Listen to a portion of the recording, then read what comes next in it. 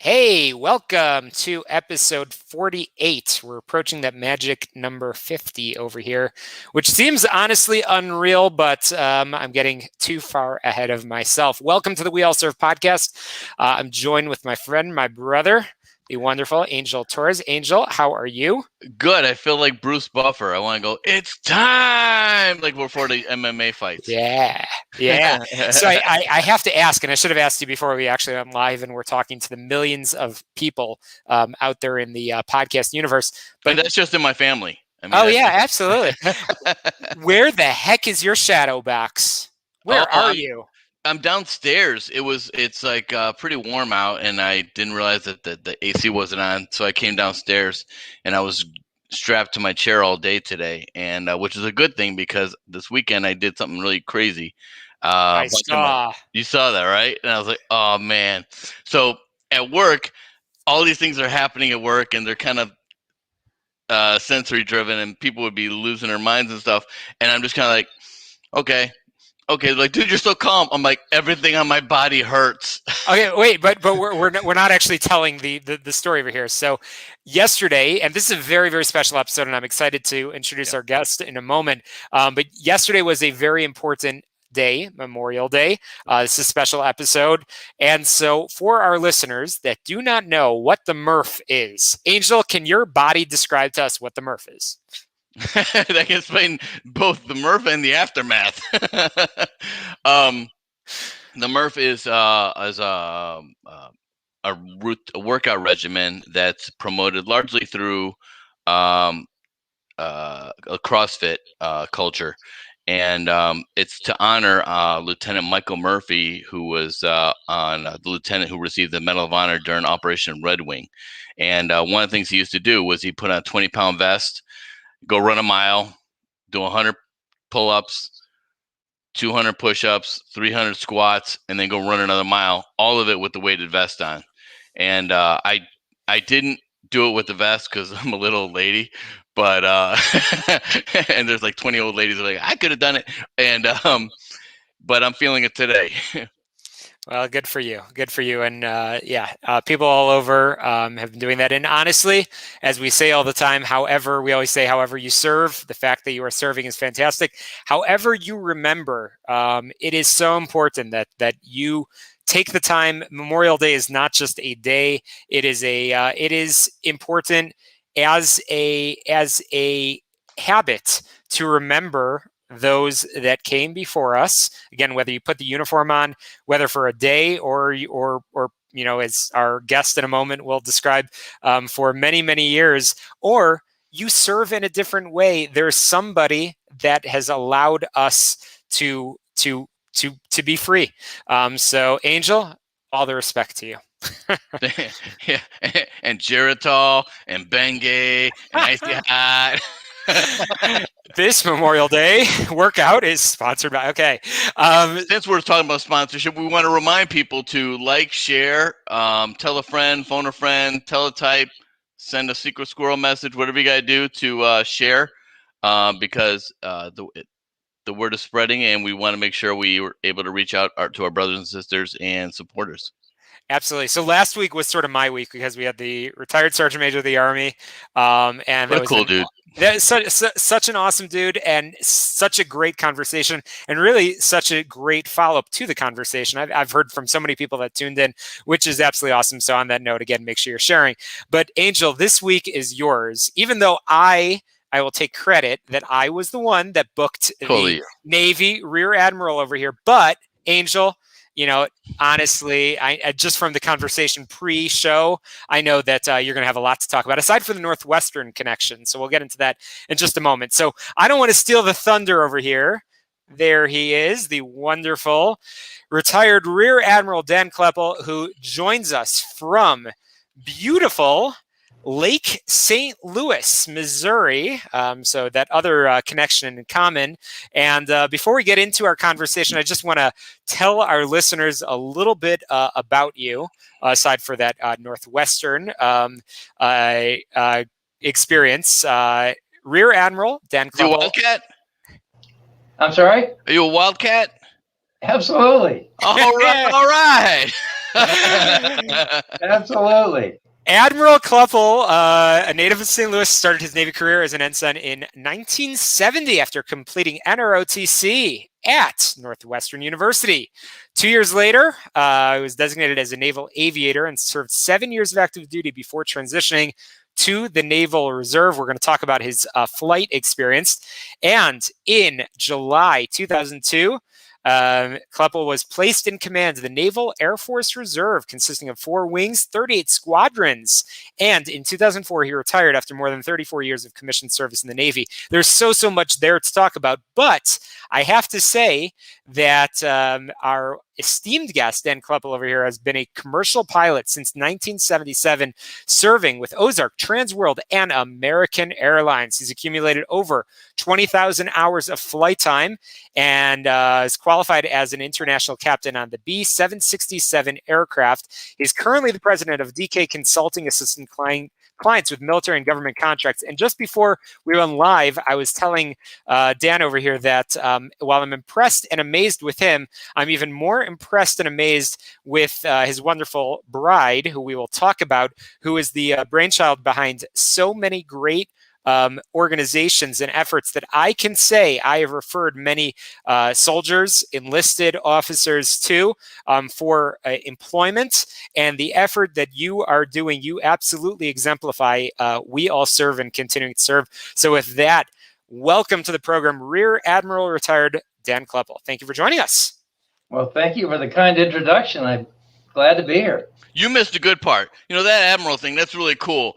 But, and, you know, if he's a doctor, you mean letters, he's an honorary Master Chief. And I just think that's the coolest thing in the world because not everybody can do that. So let's focus on that. I share that. That's right.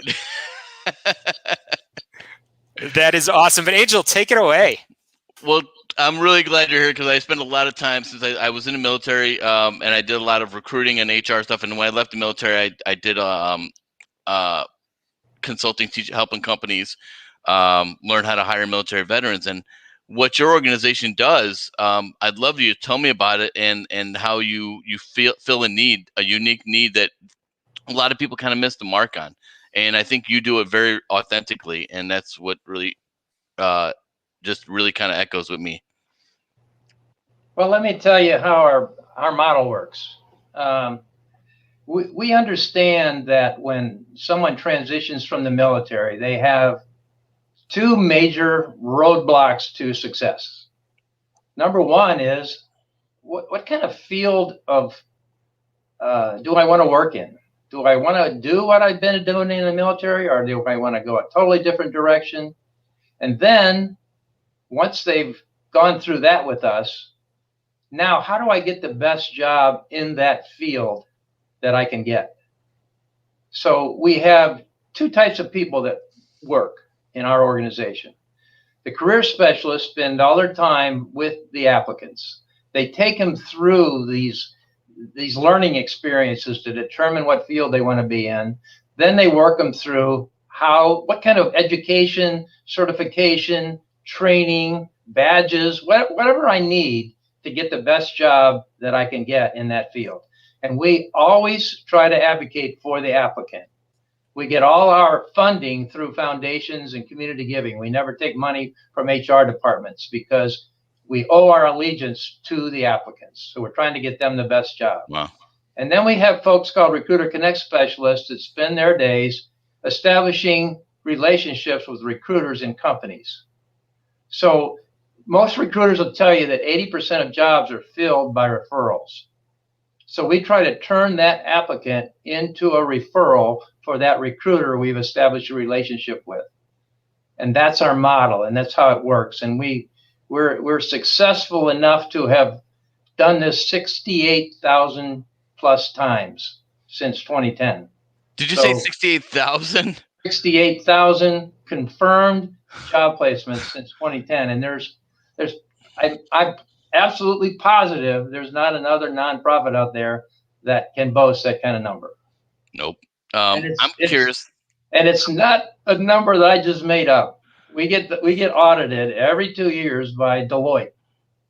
They go through every nickel that we spend, and they go through every hire that we claim.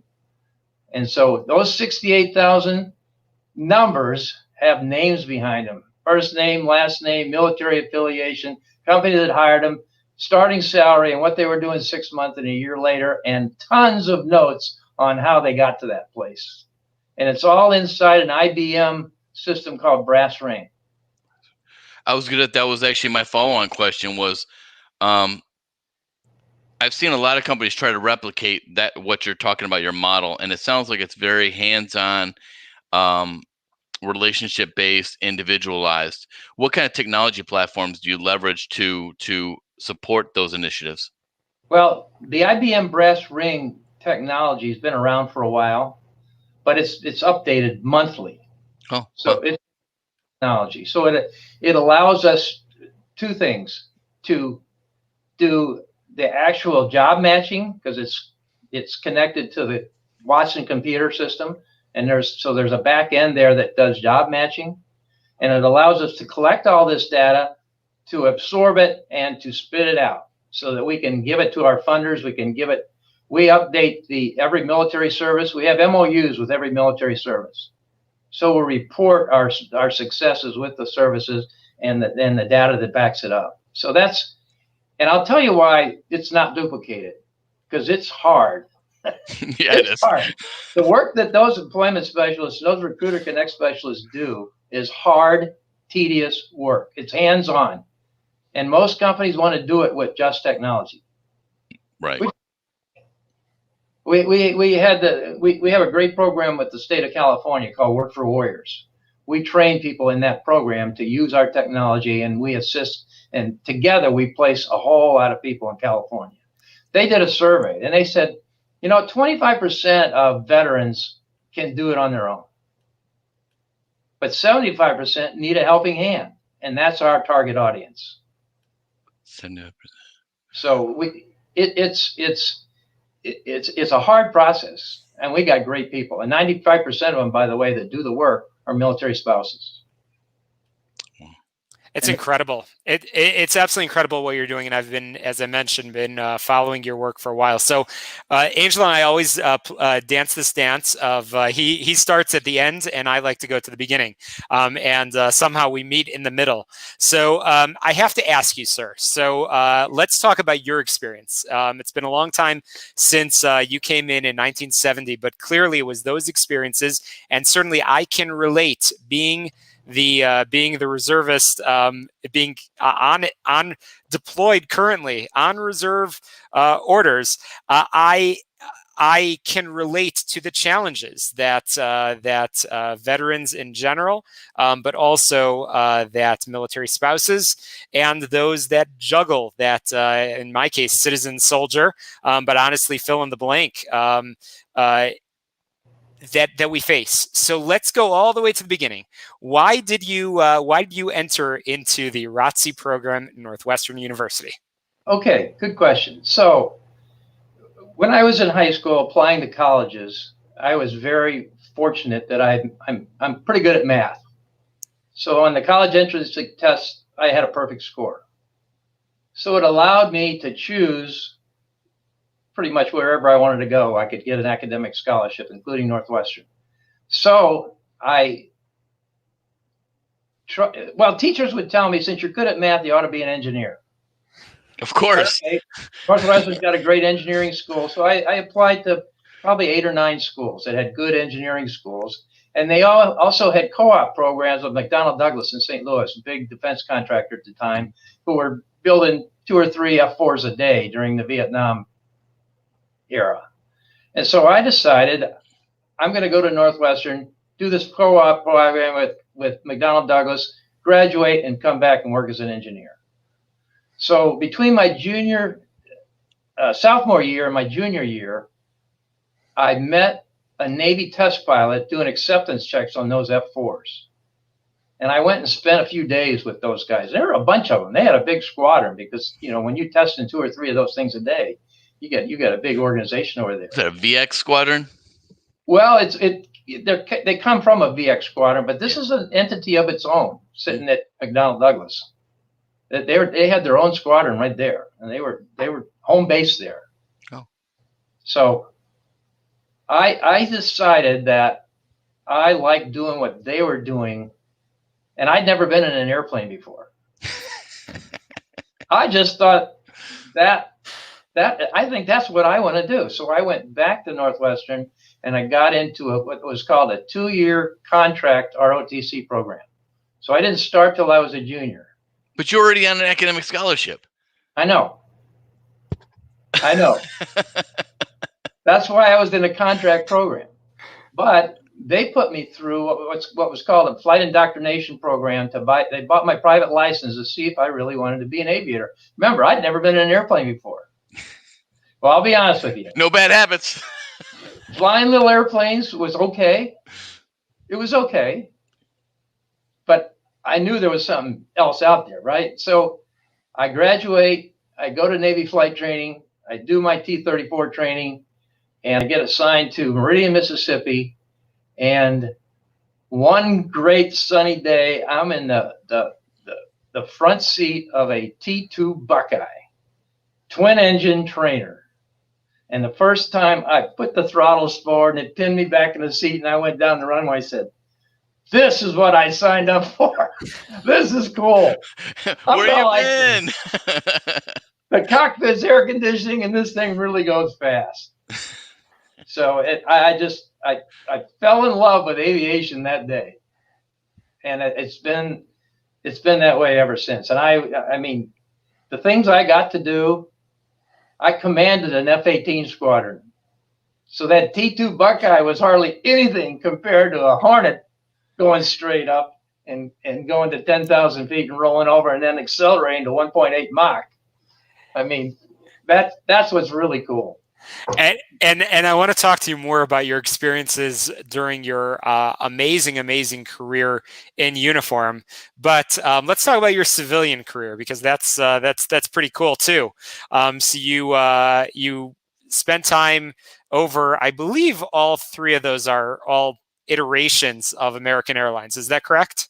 Well, Ozark Air. I was a St. Louis native.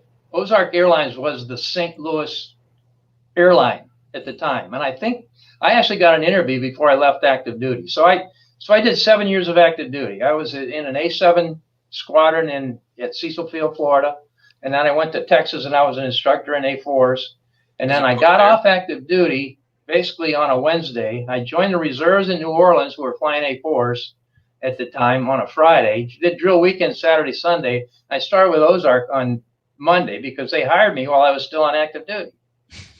I think maybe because I had a St. Louis address. And then that was in 1977.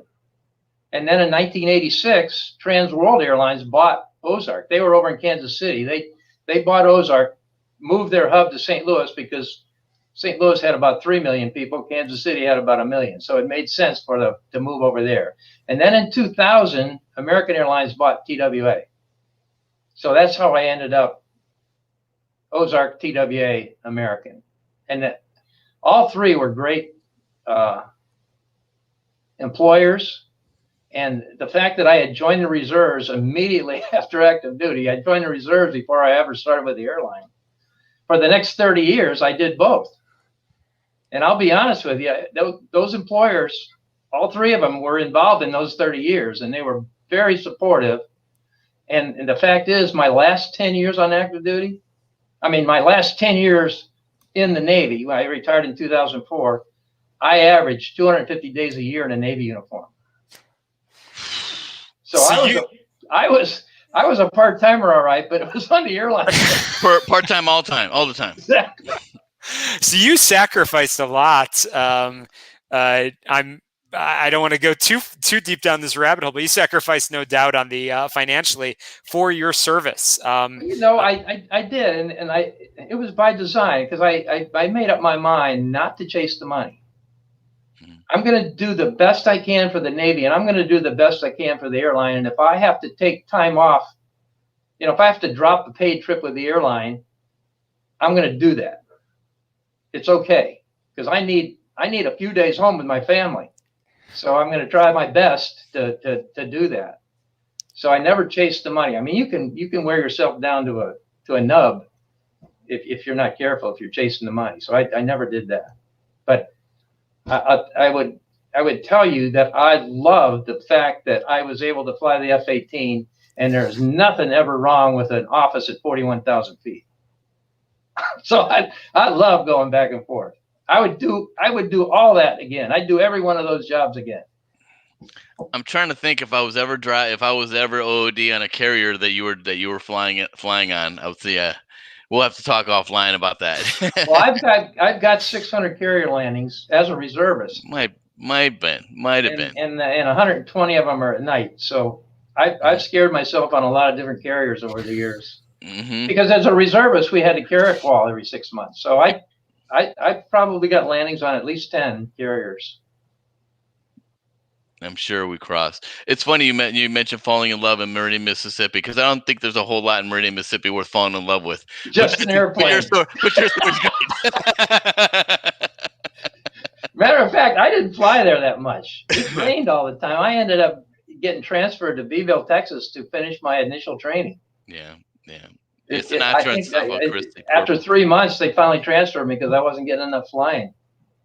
So I ended up in Beeville. And then I went back to Texas as an instructor later. So I actually trained in the F-9 Cougar when I was in Beeville. Just my advanced jet. That was a Korean warfighter.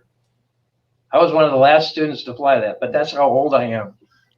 Oh, you had me when you started talking about Phantoms and Corsairs. I was like, oh, he's been around a minute. But that's what John McCain used to fly. But I did fly the Hornet too. Yep. I love them all. I'd fly any one of them again. Definitely. Tell me about, and we started talking. I was joking earlier before the cast about the chief. Tell me about your first chief. My first chief was on the USS Forrestal. I was attached to an A-7 squadron called V-83 Rampagers, and my first job was line division officer. Oh, the brown shirts. And I had a great chief. I mean, that's where a Lieutenant JG learns his craft. You know, you're an aviator and you're an officer. And when you're on the carrier, it's a 50-50 deal. Yep. You spend half your time flying, you do spend half your time doing your job, or you're not doing your job. And I'll tell you, I will never forget, I made up my mind that there's the only way that I can be a good division officer to this division is to go out and learn their work. So I put on my plane captain shirt and I went up on the flight deck and got dirty. I learned how to do. Were you chalking and chaining? I took the chocks out. I carried chains. I sent planes out. I learned everything about being a plane captain. Wow. And I'll tell you, my kids got a kick out of that. They got a kick out of that. I'll bet. I don't see too many of those guys getting out there doing that these days. Well, when I was out there, I slept good at night because it wore me out. Because I know what it takes now to work 19 hours a day on the flight deck, because I did it. Yeah, I was in aviation fuel, boats and make fuels when I first came in. Yeah, I tell you what, the hardest 16 hours I've ever worked in my life. I know, I get it. I can totally relate. Can you tell me a little bit about a success story and some success stories that you really, when you start a business like this, sometimes it's testing it out for proof of concept, if you will. What was the moment when you go, whoa, we got something here. This is, I mean, obviously you have the support of a wonderful wife and you guys are aligned on that.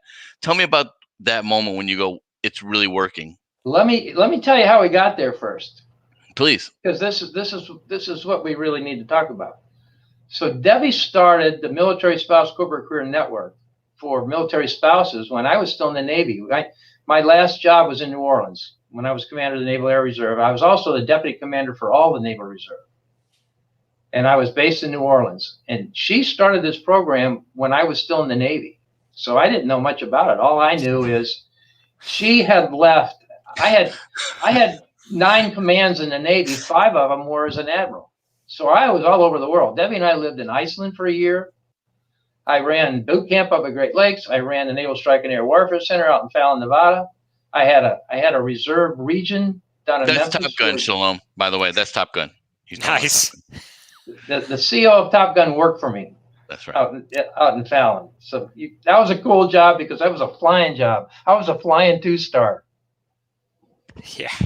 I was That's age incredible. 52 pulling 7.5 Ts. I can tell you about it because I had back surgery. So back to your wife. So I didn't know much about this, Yeah. but I knew for a fact that she'd given up a lot of executive positions to run around with me around the world, and there was no doubt. So she had a good understanding of why she was starting this program. It was to make sure that spouses had career enhancing jobs, and that when they moved, there would be a job waiting for them, and we could help them do that. And she did that from 2004 to 2000 till 2010. And in 2010, the director of the Army National Guard wrote her a letter of need saying, can you create something for us that you've been doing for military spouses? And that's when Corporate America Supports You came about. And it took us 1.5 years to get funding because Debbie's board told her, stay in your lane. You're not getting funded for the National Guard. You're getting funded for spouses. So after 1.5 years, one of our board members who ran Direct Employers Association, which is where we get our jobs, and right now it's over 3 million jobs, got us $250,000 to start Corporate America Supports You. So that was in 2012. By 2013, we were off and running. And by 2013, we had become a full-fledged veteran employment situation. And that's when the Call of Duty Endowment discovered us. So the Call of Duty Endowment is associated with a company called Activision. The video game. So as an Army guy, you've heard about the Call of Duty game, right? Yeah. Mm-hmm. You know how many games have been sold that people play in the Call of Duty? 200 million. So the company Activision started this endowment, and the CEO runs the endowment with General Jim Jones, former Commandant of the Marine Corps, former Chairman of the Joint Chiefs. And they fund about 15 nonprofits that do veteran employment job placement only. It's the only deliverable for the Call of Duty Endowment, job placements. And they give away about $15 million a year. We get $2.5 million of that. So of the 15, we are the most productive and the most efficient. And he scoured the earth he said there were 675 nonprofits that were claiming to do job placement for veterans. And the cream rose to the top, and he gave us what was called the Seal of Distinction. We got a $30,000 grant for going through that, and then we started out with $250,000, met our goal in 6 months, then $500,000, met our goal again in 6 months, and now we're up to $2.5 million. And he then introduces us the Schultz Family Foundation, who's the Starbucks guy. They're $1 million donor. They give us about $1.5 million a year, and it's grown from there. So this year we'll run a $5 million payroll, and it's all those military spouses out there doing this hard work. So they're all over the world. We literally have people in Germany and Japan and Hawaii, in addition to all over the United States. So when I retired from American in 2013, Debbie asked me, I was doing this on the periphery. I was kind of her financial chairman, because I was the one person in the organization who managed $1 billion program in the Navy, right? So I had a pretty good head for numbers. And so in 2014, I agreed to be CEO of both MSCCN and Corporate America Supports You. So since then, we've grown from about a $500,000 a year organization to a $5 million a year organization. So when did the light bulb go off? I think the first day I started as a CEO in 2014. I said, this is my give back tour. Okay, I've had every great job in the Navy for all these years. I've flown fighters. I've gone 1,200 miles an hour. And Chief, you know that when you get a good set of orders in the Navy, you owe them something. And it's called the payback tour. This is my payback tour. That's a fact. That's a fact. They sent me to for my first commissioning tour. They sent me to HSC-3 to work at the helicopter squadron. My payback tour was coming to Chicago and working at the airport. I was like, oh. Well, this isn't a hard payback tour. It's an honorable payback tour. It is. It is so Something worthwhile. that I like to do. It's also something, since I've retired twice already. I've retired from 36 years of the Navy and 36 years of the airline. I don't have to do this. I do it because I want to do it, because it's a good mission. It's worth getting up in the morning, and it's an honor to work with a team of 120 people that we've got, because they're just wonderful. Like every organization I've been in, I'll tell you, Chief, I'm so fortunate. Every 9 commands in the Navy and now this organization, I've just been blessed with good people. And if you want to measure success, it's always based on having good people. And I've just been that lucky person who's always had good people. So I want to get your advice for on two sides of the coin. Number one is on the employer side, and number two on the job seeker side. And then, of course, we will make sure. I can't believe it's such an honor to have you, and thank you. I can't say it enough, but thank you for what you are continuing to do. You clearly have an issue with the retirement that you just keep going back. So the world is grateful for that issue that you have.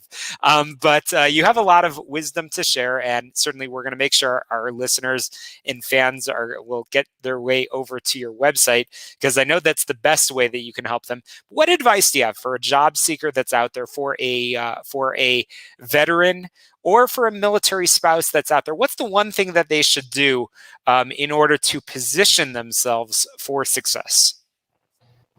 It's easy. Register on vetjobs.org or militarystops.org, because within 24 hours, someone of our great people will contact them and get them started, and try to help them figure out what field they want to work in. And then once they've figured that out, try to help them find the best job that they can in that field, and what kind of training, credentialing, whatever it takes to get that best job. That's what they need. That's what they need to do to position themselves. Now, I know why you're successful. I'm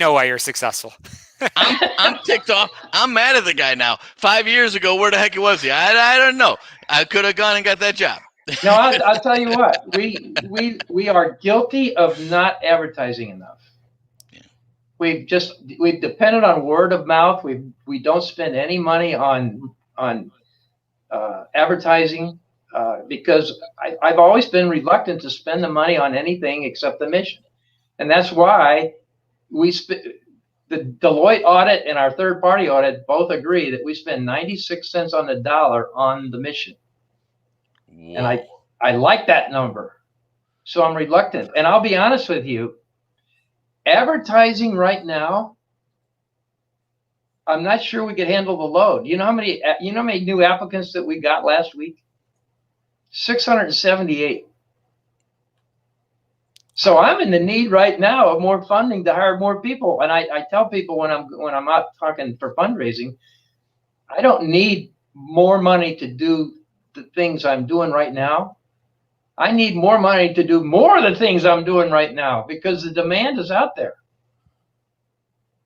I mean, it was a little bit slow the first quarter of this year, but you know, now that some of this extended unemployment is going to go away in June, yeah, people are getting the message, and we're really getting hit up.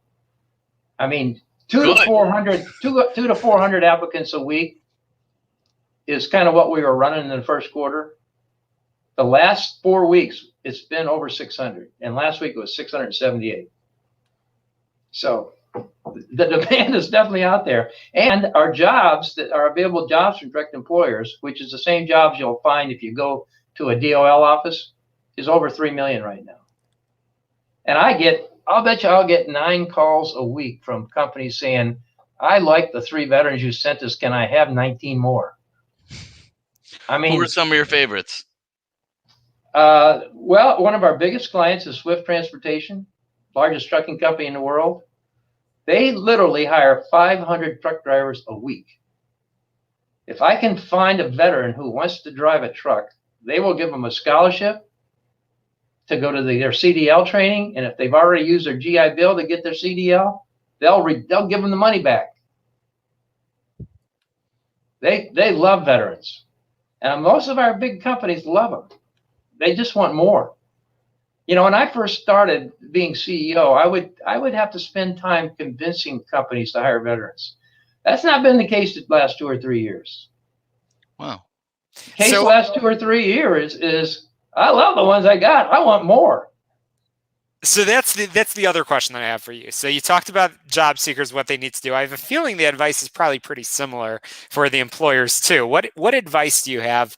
And beyond obviously getting in touch with your team, but why? Why should they hire veterans and military spouses? You know, I've been preaching this a long time, so it's a pretty standard spiel. But I'm telling you, they're starting to tell me these things. They show up on time. They can pass a drug test. They know how to work with a team. They want to progress. They want to work themselves up. And here's the fact. They will stay with you longer than your basic civilian. Retention rate's higher. Moving up's faster. Reliability is better. I mean, what else can you want? They shower most of the time. Little things, you know. Little bathing, you know. I made that pitch. I made that pitch for several years, but now they make it to me. Employers really are getting it. Not all. I mean, there's going to be some people out there that don't get it, but all in all, you know, I think that there's a lot of respect for the military out there, and they're understanding. You're not doing. You know, it used to be. You used to hear, I would say, maybe 10 years ago. You need to do these guys a favor and hire them. Well, you're not doing them a favor. You're doing yourself a favor. This is helping your bottom line. If you want a better company, you need to hire veterans. And you get a tax break. Well, you know what? I don't know that a lot of them even think about that, but you're right. There is a tax break out there, but it's not something we advertise. Don't have to. So I'm wondering, how do you, one thing that I in this space, we have a lot of discussions about veteran employment, and the one thing that keeps coming up is veterans and companies that they're bad actors and they kind of prey on veteran that need a job. And how do you prevent partners from, or how do you prevent underemployment? Well, I tell you, we have a grant in Pittsburgh, for instance, exactly for underemployment. We get money from the Heinz Family Foundation, and it's specifically for underemployment. And so, but we'll tell a young person now getting out of the military, hey, if you need to go to work right away because you got bills to pay and kids to feed, and we get that, but we're going to be here for you even after that. We're going to be here for your promotions. We're going to be here when you want your next better job, but you're going to have to work for it. You're going to have to get some training. You're going to have to get some certifications. You're going to have to get some education. You're going to have to give something to get that next better job. Now, some of them are just superstars. They go, we took a kid from the National Guard and got him a job with PepsiCo. We've taken him through 4 promotions. Same company, but he's just moving up. But we help him. We help him get whatever training and certification he needs to move up to that next better job in that company. Or if they switch companies, we highly encourage them to go after their next better job. You can't say don't take that lower paying job, even though you're not ready for the next better job, because one thing employers don't like is blanks in your resume. Does that make sense? That makes so much sense. And you know what you're talking about with regard to military spouses, that's one thing that they systemically suffer and get penalized for, is they'll have gaps in their employment history because they follow their spouse to another duty station or had, the primary caregiver for the family. And it sounds like your organization is really targeted, the military spouse, really targeted on addressing those issues and fill in those gaps with knowledge so that the employers know, look, this is someone that's really resilient and really, really smart and very educated. You probably need to hire them. Well, I mean, my group is a perfect example. I've got probably 10 master's degrees and 3 PhDs on my team, military spouses. Doesn't surprise me at all. Yep. And it just happens to be there in places where it's not that easy to get a job. And we all work from home. We don't go into an office. We don't own any real estate. So one of the reasons our cost for, our 96 cents on the dollar is on the mission is we don't pay for real estate and we don't pay for technology. We just pay for people to do the hard work. And we actually, my biggest producer, my superstar, my franchise player lives 16 miles north of Anchorage, Alaska. She's married to an Army Special Forces guy who's gone about 80% of the time, and she doesn't have kids. This is her. It's her life. It's her. Sure. What she wants to do, and she alone places 200 folks a quarter. Did you say a quarter? Quarter.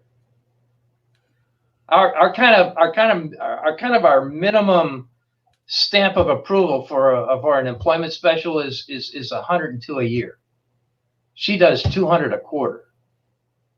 She's just really, really good at it and dedicated, and can't pat her on the back enough. That speaks volumes about the culture you guys have created with your organization, that people want to work that hard and they want to stay around and they want to be with a family-run organization that really takes care of them and recognizes them.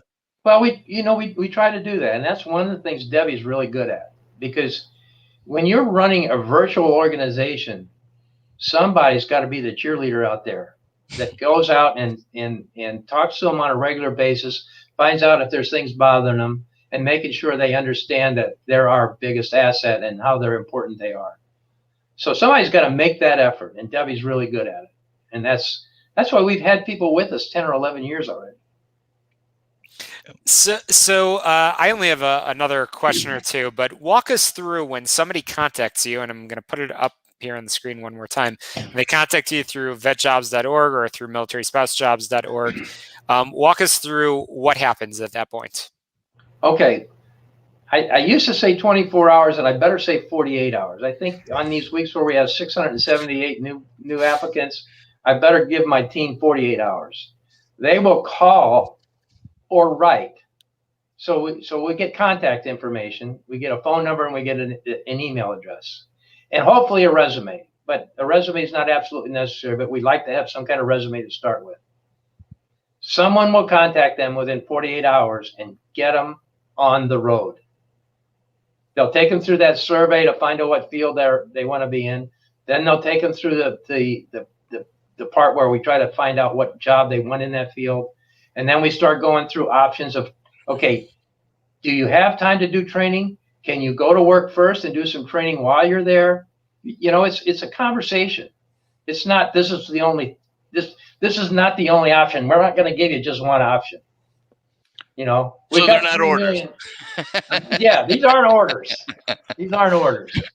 These are options. And we got 3 million jobs to choose from. And first of all, you know where you want to live?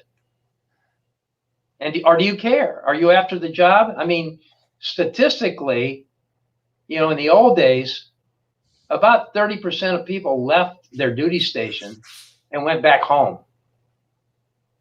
Sometimes it got up to 50%. Now the 50% is on the side of chasing the job. They're going to go where the job is, the best job they can get. So we got to realize that things have changed, mindsets have changed. So we give them those options. First, we say, what's most important, the job or the location or both? And then we'll go from there, because we have a lot to choose from. We can go to the location you want and show you everything that's available. Or we can go to the job you want and show you all the places that are available. So that's the magic of good technology, is it gives you the ability to present options to your applicant so they can make a choice. And oh, by the way, if it doesn't work out in a year, we're still here. You're in our system. You can come back to the same person who worked your first job. We'll help you do the next thing you want to do. Incredible. No, truly appreciate what you are doing, and I cannot emphasize enough to all of our listeners. If you own a business, then you need to whether you contact vetjobs.org, militaryspouseJobs.org, you need to and Angel, you talk about this all the time. You need to pick up the phone. You need to make that call, because there are talented people out there that you can bring onto your team, as Dan Kloeppel just said, the best talent, reliable, which is great. But if you're out there and you are not happy with your job, and let's face it, bottom line, there are employers that are out there that struggle with the fact that Dan, let's face it, not every employer will allow you to spend 250 days a year traveling the world for your military hobby. That's why I became an airline pilot. I love it. It's great. And I will tell you, employers can go on those websites too, because most of the Fortune 100, Fortune 500 companies are already in direct employers. So we have their jobs in the database. But if you're a small business, we have a program called American Jobs for American Heroes. We've got people that work that solution. So if an employer wants to come on, we'll put your jobs in our database free of charge. You've got to do one thing. Let us know if you hire somebody. Because trust me, one of the hardest things we have to do is find out if we were successful or not. We know we've actually placed more than 68,000 people, but you can't always get an answer either from the applicant or the company. So we have to really work at that. I know how that is from running an organization that focused on a similar initiative back in 2009. I know how challenging it is to get people to communicate, job seekers, employers, and to get back to you. So, either way, I appreciate all that you do. Angel, I'll turn it over to you to wrap things up. I just thank you so much for coming on the cast, and I really enjoyed this conversation and knowing that there are people like you out there doing it. And afterwards, and doing it for all the right reasons. I mean, it's not, hey man, I want to, escalate my profile or anything like that. This is how I feel about it. This is why I'm passionate about it. My wife's passionate about it. This is the direction we're going, and it just it's contagious. And thank you so much for doing what you're doing. Can I give you a 2-minute Memorial Day? I wish you would. I know we're a day late. No, we're not. It's fine. We get the whole rest of the month. This is my honest feeling about Memorial Day. Because Debbie and I take it very seriously. Yeah. I didn't tell you this story. It's a long story. But Debbie was in the second tower pushing the elevator button when the airplane hit the tower in New York. She was working for American Airlines, and she was there to brief the TWA flight attendants because American had just bought TWA. I was working for TWA then. She was working for American. So one of the reasons she did this is being grateful for surviving that. And you can read whatever you want into it, but I know for a fact that's one of the reasons, okay? On my end, I did 600 carrier landings, 120 of it at night, and I did 2 tours in the Mideast where Iraq was lobbing missiles at us. And I survived. The fact that Debbie and I were put in harm's way by bad people and survived just tells us how grateful we need to be to the people who went out and did our good work to protect us and keep us safe and protected our freedom and didn't survive. That's what Memorial Day is all about. Because the fact that we survived, and a lot of our friends and family members had friends and family members who did not survive their time in the military. That's what we got to think about, and that's what we have to appreciate. And that's what I really appreciate. It's about gratitude. Absolutely. Absolutely. Incredible. Thank you for sharing that story. And it is absolutely about that gratitude. And wow. So you and Debbie, you're a team, and please don't slow down, and please don't retire again anytime soon. Well, we're grateful we survived. We're grateful to be doing this. As are we. We are grateful. Shalom and I are grateful you survived too. Absolutely. So before we call it a wrap on episode 48, again, we want to make sure that our listeners are checking out the website. Put it up there on the screen one more time, vetjobs.org. And if you are watching this conversation, make sure you are getting on your favorite podcast app, Apple, Google, Spotify, Stitcher. I think we're on a bunch of others too, YouTube. But YouTube. YouTube too. Make sure you click and subscribe, rate, review, and share, because don't hold all of these great resources to yourself. We have interviewed some amazing people over these past 48 episodes. So make sure you are getting online, downloading them, and sharing them. With that, we'll call it a wrap. Again, Rear Admiral retired Dan Kloeppel, thank you so much for joining us. And to all of our listeners, have a great evening. Y'all keep in touch. Absolutely.